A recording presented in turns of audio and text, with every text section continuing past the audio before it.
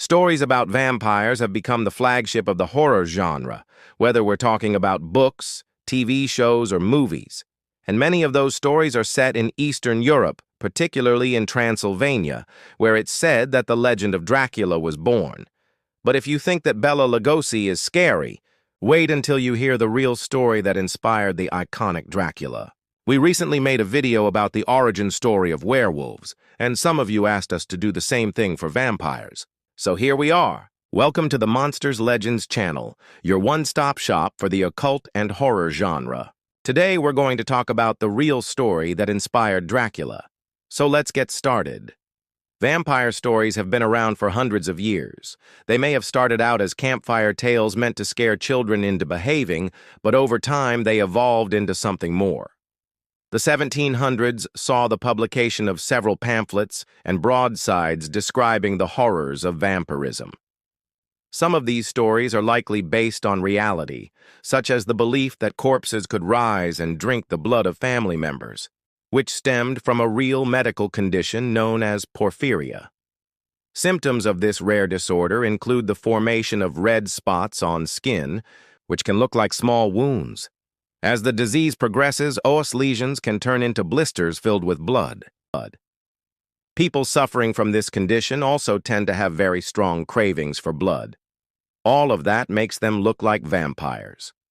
The first modern vampire story, though, can be attributed to John Polidori, an Italian physician who published The Vampire in 1819. The story follows Lord Ruthven, a handsome nobleman who returns to England after traveling abroad and begins seducing young women only to kill them and drain their blood.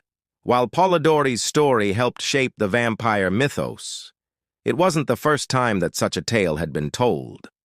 Ancient Mesopotamian, Greek, and Roman folklore contained stories of evil spirits that used human hosts, causing them to crave blood.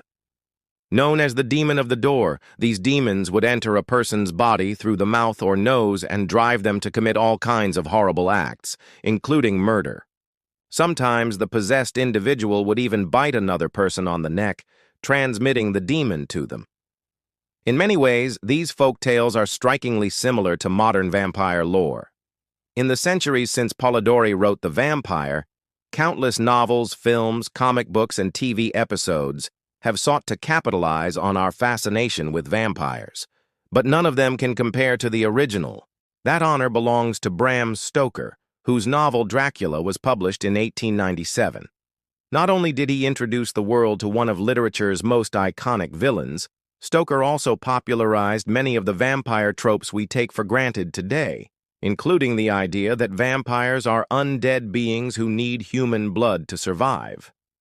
In fact, Stoker didn't just make up the character of Dracula.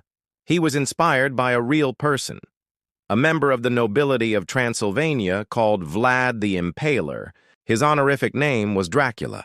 But why did Stoker choose a member of the Romanian nobility as the basis for his terrifying villain?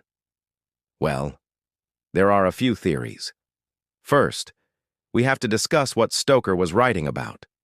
Dracula isn't just a scary story about a vampire, it's also an allegory for the battle between good and evil. In other words, it's a story about the struggle between Christianity and Satanism. And who better represents the forces of darkness than a high-ranking member of the clergy? Stoker wrote to his publisher that Dracula means son of the dragon.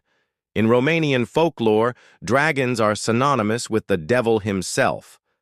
Stoker likely chose to use this figure because he wanted to make it clear from the start that Dracula was not a man to be trifled with. He was evil incarnate. Another reason Stoker chose to make Dracula a member of the Romanian nobility is because he believed that Eastern Europeans were inherently more susceptible to the temptations of Satan. This might sound offensive today, but keep in mind that Stoker was writing at a time when anti-Semitism was very common. Many people in Europe believed that Jews were more likely to make deals with the devil than Christians, and this belief often extended to other Slavic peoples as well.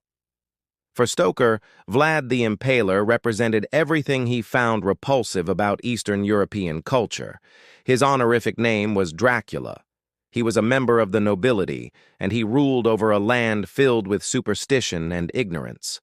But not everyone agrees that Stoker was trying to make a larger statement about good and evil when he created Dracula. After all, he based the character on a real person, so he must have thought Vlad the Impaler was a fitting choice for his story. So who was Vlad the Impaler?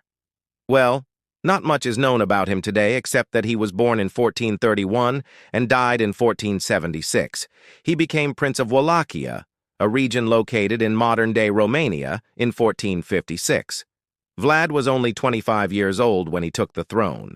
His father, Vlad the Impaler, had died under mysterious circumstances, possibly poisoned by his enemies, and Vlad's older brother was deemed unfit to rule due to his chronic alcoholism.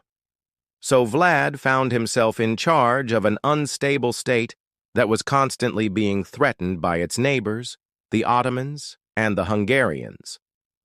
To protect Wallachia, Vlad formed an alliance with the Polish-Lithuanian Commonwealth. In 1459, he traveled to Krakow to meet with the Polish king and solidify the agreement.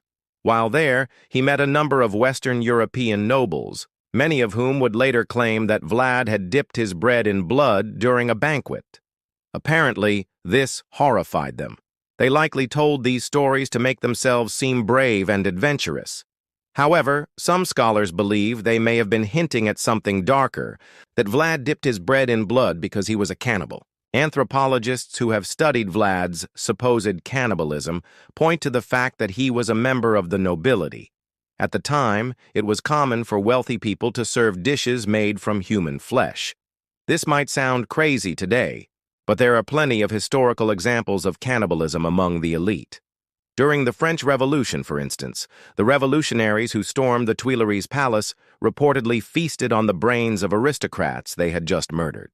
There are even stories of ancient Rome's most famous emperor, Caligula, serving human flesh at feasts in his honor. Of course, none of this proves that Vlad the Impaler dipped his bread in blood.